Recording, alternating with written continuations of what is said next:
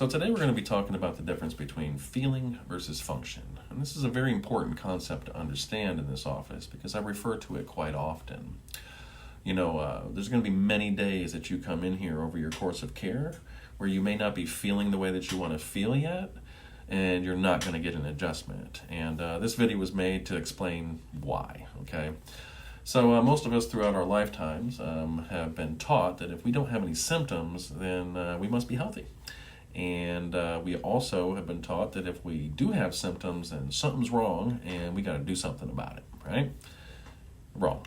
Okay, so I'm going to hopefully prove to you over the next few minutes that using your symptoms as a litmus test for your health is a very bad idea and can lead to a number of problems. Just as an example of how the two former statements are untrue, let's look at a guy with a heart attack. Now, the first symptoms of a heart attack are what?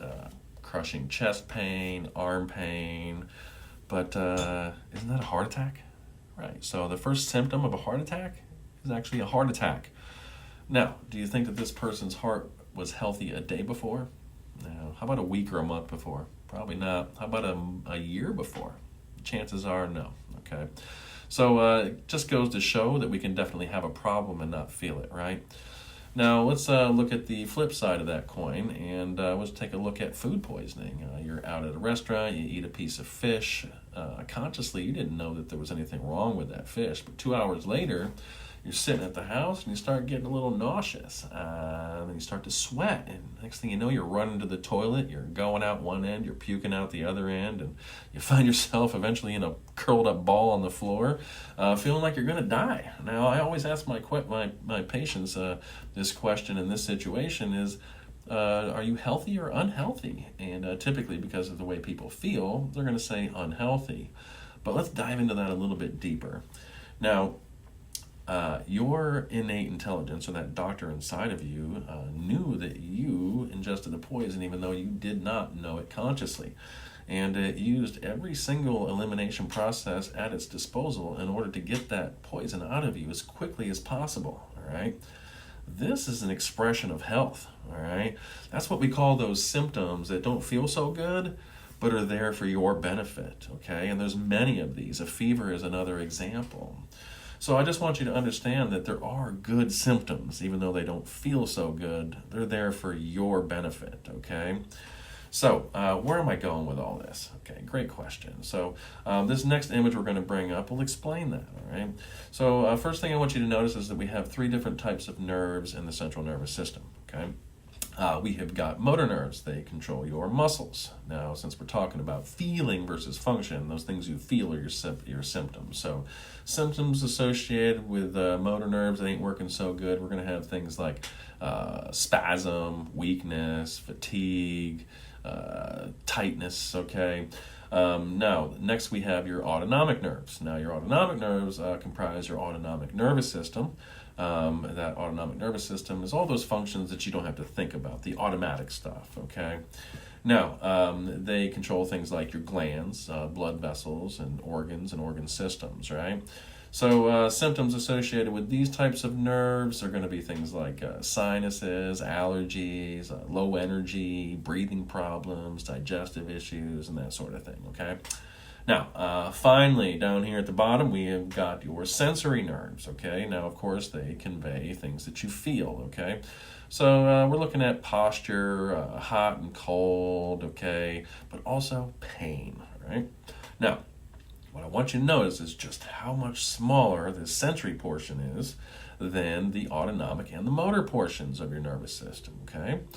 Now, why is this important? Well, science tells us that less than 10% of the nerves in your body can actually perceive pain. So it really makes sense that we can have problems and not feel them, right?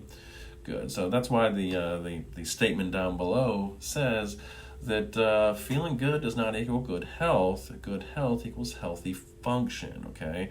And here in this office, we are definitely more concerned about how that nervous system is functioning rather than how you feel on any given day. So let me explain about how this is going to go down on your daily visits, okay?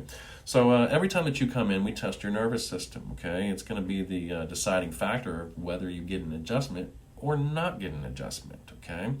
So say you come in, and the first thing we're going to be doing is scanning your neck with the thermography instrument, okay? And this tests your autonomic nervous system. We're actually testing those blood vessels that are controlled by a portion of your brainstem, okay? Now, let's say that scan comes out nice and straight. It's looking really good, okay? Beautiful. And then we test the motor system every time you come in as well. So we're going to put your arms out. We're going to test both and see how well you can resist against, okay? Let's say both of them are really strong. There's no difference between the two. That's really good, right? So here's what I want you to understand. If the autonomic nervous system is working good and the motor system is working good, then by default, the sensory system is working great as well, okay? Makes sense? So it doesn't matter how you feel, you're not going to get adjusted if these top two are working good. Make sense? Good. Now let's look at the opposite of that. Say I scan your neck, boom, and we find that pattern that we don't want to see, all right? Bad. Pattern bad. It means the brainstem is not adapting properly. And then we test those motor, and we get that weak arm, okay? That's bad. We're not getting proper energy down one side of the body compared to the other, okay? So by default, if these two are bad, it doesn't matter how good you may feel on this day down here, you're going to get adjusted, okay? Is this making sense, okay? So your symptoms are not going to be any determining factor of whether or not you get an adjustment on any daily visit, okay? Everything here is going to be based on how well that nervous system is functioning and adapting on that day, okay? Makes sense? Fantastic. Because like I said, there are going to be days that you come in here where you're not feeling the way that you want to feel and you're not going to get adjusted. But this is a good day. That means that you're holding your adjustment, and any symptoms that you're feeling are those expressions of health that we were talking about. Just like a fever, just like food poisoning, even though they don't feel so good, you are building health, okay? Holding is healing, all right? It's a very important concept to understand. So hope you understand a little bit more about feeling versus function. Keep an eye out for the next video, and we'll see you at your next visit. Don't forget, be kind to your spine.